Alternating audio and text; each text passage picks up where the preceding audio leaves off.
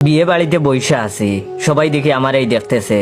দেখুক আমি তো হ্যান্ডসাম, কিন্তু খাইতে দিবে কখন?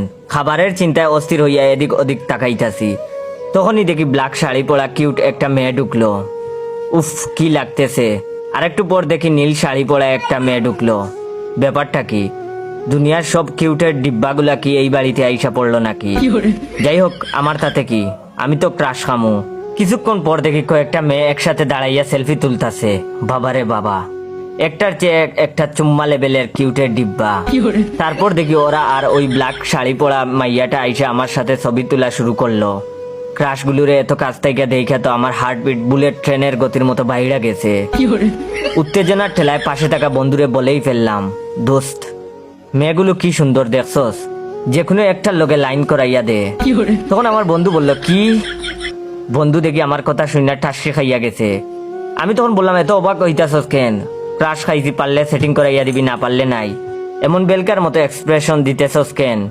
তখন আমার বন্ধু বলল, এইবার তো সুন্দরী মেয়ে দেখলে ক্রাশ খাওয়া বন্ধ কর। এইটা তোর বিয়া বাড়ি, আর আজকে তোর বিয়া ফইননি। No, no, no, no.